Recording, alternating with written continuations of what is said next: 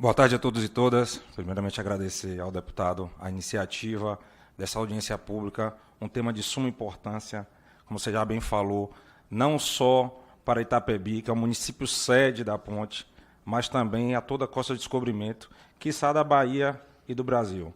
Como você falou, é uma via de escoamento nacional. Ou seja, trafegam para ali produtos de interesse do Brasil.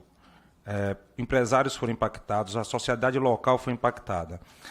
Deputado, desde o início, o que mais nós cobramos ao DENIT, ao governo, foi a transparência. Nós precisávamos de informação. A ponte, para contextualizar e para que vocês entendam como funciona a ponte no meu município, os dois extremos da ponte cortam Itapebi. Itapebi é um município de 9.500 habitantes, foi dividido ao meio pelo fechamento abrupto da ponte. Eu tenho dois distritos que ficam do outro lado, Ventania e Caiubi. Para que vocês tenham noção, Caiubi já sofre porque ela fica a 40 quilômetros de estrada de chão da BR-101. Ou seja, a vida desse povo já é sofrida porque é uma estrada mal cuidada, uma estrada de pouca trafegabilidade. E aí, com esse desvio, essa população de Caiubi, ela tem que rodar os 40 quilômetros de estrada de chão, 10 de asfalto que liga ao trevo, mais 70 de estrada de chão. E são essa estrada de chão que vocês viram no vídeo. Então, vocês imaginem o que essa população passou com o fechamento abrupto. E eu sempre quis falar, eu sempre falei nas audiências, nas vezes que fui convidado, que Itapebi, a região, não é contra o fechamento da ponte. Nós não seríamos malucos de trocar vida por transtorno. Vidas humanas têm que ser preservadas. Qualquer transtorno que venha além disso, a gente passa, porque tudo passa. Mas a forma como se deu, essa ponte, o próprio diretor-geral do DENIT, em audiência com o ministro Rui Costa, que eu estava presente, foi bem claro, essa ponte é discutida no DENIT há 7 anos. Nós não estamos falando de uma coisa que aconteceu de repente, a ponte vai cair, descobriu ontem. Não, são 7 anos discutindo ponte. Meu primeiro ato como prefeito da cidade de Itapebi, dia 2 de janeiro, foi elaborar um ofício e enviar ao DENIT pedindo explicação. Se a ponte seria demolida, se seria construída em outro lugar, se teria segurança em trafegar. E a resposta que o DENIT me deu foi 0. Dia 20 eu renovo o ofício. Recebi um comunicado sucinto, sem muitos pormenores, mas finalmente consegui o que eu almejava, que era uma audiência onde participou o PRF, Polícia Rodoviária Federal, Estado, DENIT.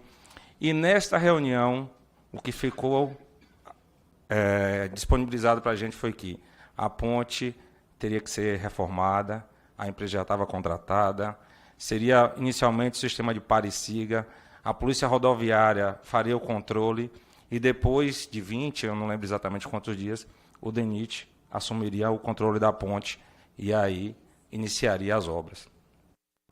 Alterou-se todo o cronograma e, novamente, o município cede, porque eu vi o ministro falando sobre a ponte, ele fala ponte sobre o rio Jequitinhonha, mas essa ponte está sobre o rio Jequitinhonha, que fica localizado no município de Itapebi. Então, acho que o mínimo, quando o ministro foi à Bahia, foi lá anunciar essa medida, era ir à ponte e conhecer a realidade local, e não fazer uma reunião com o governador, com o deputado, excluindo todos os maiores interessados. O Itapebi como município sede, o prefeito Itagimirim como presidente do consórcio, representando todos os municípios daquela região. Nenhum de nós fomos chamados à discussão. Nós sempre somos os últimos a saber. As informações são dadas via imprensa ou via rede social, muitas vezes por populares que sabem primeiro que as autoridades. Quando um empresário do Espírito Santo sabe lá, a primeira rede social que ele busca é a do prefeito, a dos prefeitos da região. E eu recebi telefonema de vários empresários, principalmente do Espírito Santo, que eles utilizam muito essa via, por causa do hortifruti granjeiro. E a resposta que eu tinha para eles é assim, a mesma informação que vocês têm, eu tenho. Rede social. Ou seja, um desrespeito total à população de Itapebi, a população da Costa do Descobrimento, a população do Extremo Sul. Então, aqui, e eu falo isso, não é culpando o problema da ponte à atual gestão, porque se é um problema de 7 anos, passou-se governo Temer, passou-se governo Bolsonaro, entrou-se no governo Lula. Aqui não tem questão de ideologia, não é pauta. Eu sou da base do governo, mas o município que está sentindo a dor foi o meu. Quando eu tive que parar o transporte escolar, eu tive que baldear aluno por cima da ponte, e sequer eu sabia se podia trafegar pedestres por cima da ponte. Eu tive que mandar uma mensagem no WhatsApp do superintendente DENIT para que ele me informasse, porque a comunicação é zero. Então, a partir daí, eu fiquei 2, 3 dias sem aula, fiz o transporte escolar, e o transporte escolar que eu fazia, por exemplo, nessa região, com 6 ônibus, eu tive que fazer com 12, porque eu tinha que pegar os alunos, levar até a ponte, da ponte baldear esses alunos e levar para a escola. A mesma coisa com a ambulância. Se uma ambulância pegava um paciente, eu tinha que ter 2 ambulâncias, uma de cada lado da ponte. Pessoas que fazem tratamento fora do domicílio, que fazem oncologia, hemodiálise, senhoras que precisam de cadeira, passavam de cadeira de rodas por cima dessa ponte. É o transtorno. Isso a gente consegue ultrapassar. Mas o que a gente sempre cobrou foi a transparência, a informação. Fecha-se a ponte alegando que a ponte vai cair. Ótimo. A gente confia nos nossos departamentos técnicos. Se o DENIT fala que a ponte vai cair, eles têm estudos para isso. Então, fecha-se a ponte. Passa-se 30 dias, o DENIT resolve abrir a ponte para carros leves. E aqui, com todas as venhas, e eu peço até desculpa se a crítica é ácida, mas o DENIT vem a esta audiência informar e carimbar que a ineficiência do Estado levou a ponte a ficar 30 dias fechada. Porque não se justifica por falta de fiscalização. O Estado é um só. Os órgãos se comunicam. Os órgãos têm que aplicar a política pública com efetividade, dialogando. Se a PRF não tinha orçamento, arrume orçamento. Se o DENIT não tem poder de polícia, busque quem tem o poder de polícia para controlar a ponte. E não fecha-se a ponte, alegando que a gente utiliza o fato ilícito para justificar um fechamento de uma ponte. O fato de caminhoneiros transgredirem aquilo que o DENIT estabeleceu como regra. Porque o Estado não tem a capacidade de controle, de fiscalizar. E aí ele traz um transtorno para a região e, economicamente falando, a gente não consegue sequer mensurar isso. Porque a gente está falando de frete mais caros, a gente está falando de os ônibus que deixaram de rodar, linhas que deixaram de rodar. Pessoas que antes rodavam 200, 300 quilômetros para chegar a Porto Seguro, um município turístico, tem que sair de Salvador e rodar mais 400 quilômetros, 500 quilômetros a mais. E esse custo é repassado para alguém. E com certeza não fica para a empresa, fica para o consumidor. Então o custo disso, com certeza, é maior do que se gastaria por manter a fiscalização. O custo Brasil.